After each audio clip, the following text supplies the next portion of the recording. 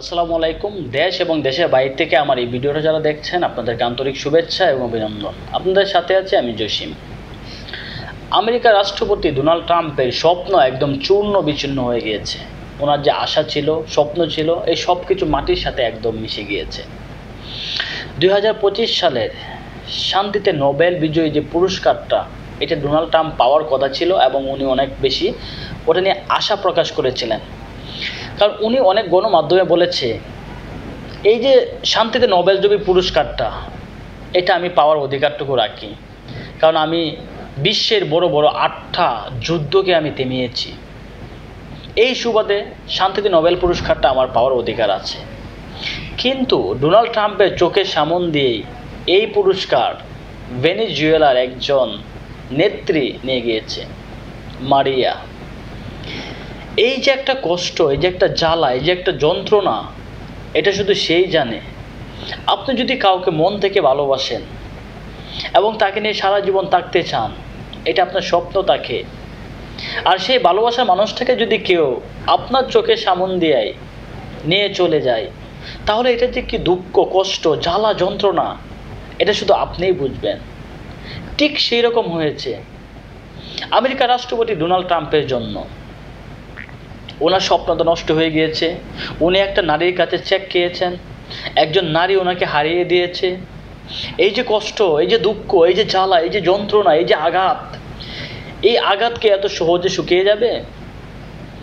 হয়তোবা হোয়াইট হাউসে Donald Trump শোক দিবস পালন করতেছেন। ডোনাল্ড ট্রাম্পের রাজনীতির কেরিয়ারে হয়তোবা এরকম ধাক্কা আগে কখনো লাগে নাই। উনি অনেক গণমাধ্যমে বলতেন, আমি বিশ্বের এত বড় বড় যুদ্ধগুলো আমি একাই নিয়ন্ত্রণ করেছি এবং আমি এইগুলোকে সমাধানের পক্ষে নিয়ে গিয়েছি। না হলে আরও অনেক মানুষ, অনেক শিশু, অনেক নারী, অনেক অসহায় মানুষ মারা যেত, প্রত্যেকটা দেশের অনেক সম্পদ নষ্ট হতো, কিন্তু আমি এগুলো রক্ষা করেছি। তাহলে শান্তিতে নোবেল বিজয়ী যে কমিটির সদস্যরা আছেন, ওনাদের মনে কি একটু মায়া, দয়া, ভালোবাসা জন্ম নিল না ডোনাল্ড ট্রাম্পের জন্য, আমেরিকার রাষ্ট্রপতির জন্য? ওনারা কেন এনাকে এত বড় আঘাতটা দিলেন? এই যে আঘাতটা, এটা কি সারা পৃথিবীর জন্য একটা ভালো রূপ ধারণ করবে কিনা, এটা দেখার অপেক্ষা আছে এখন মানুষ। কারণ অনলাইন, অফলাইন, সোশ্যাল মিডিয়া এটা নিয়ে অনেক তর্ক বিতর্ক হচ্ছে। ডোনাল্ড ট্রাম্প এই পুরস্কারটা পাওয়ার জন্য উনি এমন কি কাজ নাই যে করেন নাই। আমেরিকার রাষ্ট্রপতি, উনি প্রত্যেকটা দেশে যেগুলো ছোটো ছোটো যুদ্ধ ছিল, এই যুদ্ধগুলোকে অনেক বড় আকারে আকৃতি ধারণ করেছেন। তারপরে তিনি এই যুদ্ধগুলোকে আবার সামাল দিয়েছেন। আপনি যুদ্ধ লাগালেন এবং আপনি এই যুদ্ধকে শেষ করার জন্য সকল প্রকার পরিকল্পনা করলেন বা ভূমিকা নিলেন।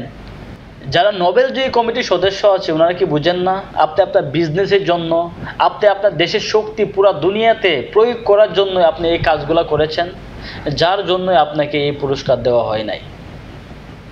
ইউক্রেন রাশিয়ার যুদ্ধ, রাশিয়ার রাষ্ট্রপতির সাথে উনি কথা বলেছেন, অনেকবার যোগাযোগ করেছেন যে এই যুদ্ধকে কীভাবে থামানো যায়, এবং উনি পাশাপাশি ইউক্রেনকে আবার অনেক অস্ত্র দিয়ে, সামরিক শক্তি দিয়ে সাহায্য করেছেন কিভাবে এই যুদ্ধকে চলমান রাখা যায়। এই যে একটা তর্ক বিতর্ক, এইগুলো তো আমেরিকার রাষ্ট্রপতিকে কখনোই পিছাই ছাড়ে না। তারপরে ইসরায়েল, ফিলিস্তিনি নিরীহ মানুষদেরকে এত অসহায়ভাবে যখন ইসরায়েলরা মারলো, তখনও কিন্তু সে চুপ ছিল। শুধু সোশ্যাল মিডিয়ায় উনি বলতেন যে আমরা এইটা একটা শান্তি চাই, এই যুদ্ধ বন্ধ করতে চাই, কিন্তু উনি তলে তলে বা গোপনভাবে ইসরায়েলকে যত পরিমাণ সাহায্য সহযোগিতা লেগেছে উনি করেছেন। ইরানের সাথে যখন যুদ্ধ হয় ইসরায়েলের, তখনই একই কাম করেছেন। ইসরায়েল হয়ে উনি ইরানের সাথে যুদ্ধ করেছেন, ইরানের উপর বম বিস্ফোরণ করেছেন। উনি সারা দুনিয়ার মানুষকে বুঝিয়েছেন যে আরব দেশগুলোর মধ্যে আমি শান্তি নিয়ে এসেছি, ইরান কখনোই পারমাণবিক অস্ত্র তৈরি করতে পারবে না। যদি ইরান পারমাণবিক অস্ত্র তৈরি করে, তাহলে পুরা দুনিয়ার মানুষ অনেক বেশি আতঙ্ক থাকবে। এই যে একটা রাজনৈতিক যে একটা দায়িত্ব উনি নিয়েছিলেন, তারপরে উনি শান্তিতে নোবেল বিজয়ী পুরস্কারটা পান নাই।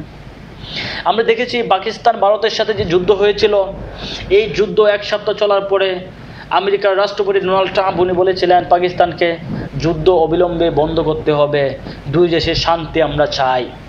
কিন্তু পাকিস্তান ডোনাল্ড ট্রাম্পের কথা শুনেছিল, কিন্তু ভারত তার কথা শুনে নাই, যার জন্য ভারতের আজকে খেসারত দিতে হচ্ছে। ভারতের সাথে আমেরিকার সম্পর্ক নষ্ট হয়েছে। ভারতের সাথে আমেরিকার যে সম্পর্ক ছিল, এই সম্পর্ক চূর্ণ বিচূর্ণ হয়ে গিয়েছে এবং ভারতকে অনেক বেশি চাপে ফেলেছে আন্তর্জাতিকভাবে। ভারতের যতগুলো কোম্পানি ছিল, এই কোম্পানির উপর অনেক বেশি ট্যাক্স প্রয়োগ করা হয়েছে এবং ভারতের পণ্যের উপর অনেক বেশি ট্যাক্স প্রয়োগ করা হয়েছে এবং ভারতের পণ্যকে বৈঠকের ডাক দিয়েছে আমেরিকা। এই যে কাজকামগুলো উনি করেছেন পুরা পৃথিবীর জন্য, দুনিয়ার জন্য, এগুলো একটা উদাহরণ হয়ে থাকবে। তারপরেও তিনি শান্তিতে নোবেল পুরস্কারটা পান নাই। আপনার হয়ে গেছে এরকম, সালমান খানের অনেক বেশি গার্লফ্রেন্ড ছিল, কিন্তু তার কোনো ওয়াইফ নাই, সে বিয়ে করতে পারে নাই। ঠিক আপনার এরকমই হয়ে গেছে কাকা। আপনার অনেক বেশি আশা আকাঙ্ক্ষা ছিল এই নোবেলের প্রতি, কিন্তু আপনার অবস্থা সালমান খানের মতো হয়ে গিয়েছে। শুধু ভালোবাসাই দিয়ে গিয়েছেন, কিন্তু ভালোবাসা পান নাই। পুরা দুনিয়ার মানুষ এখন এত আর বোকা না যে আমেরিকা কি করলো না করলো এগুলা বিবেচনা না করে তাকে সাপোর্ট করবে বা তাকে সমর্থন করবে, এরকম না। আমেরিকাকে টক্কর দেওয়ার মতো অনেক দেশ এখন তৈরি হয়ে গিয়েছে। চায়না, রাশিয়া, তারা আমেরিকাকে টক্কর দিয়ে এবং আমেরিকাকে ওভারটেক করে হয়তো দুনিয়া একদিন পুরো পৃথিবীকে রাজত্ব করবে। এই ভয় ঢুকে গিয়েছে আমেরিকার প্রেসিডেন্ট ডোনাল্ড ট্রাম্পের মনের ভিতরে।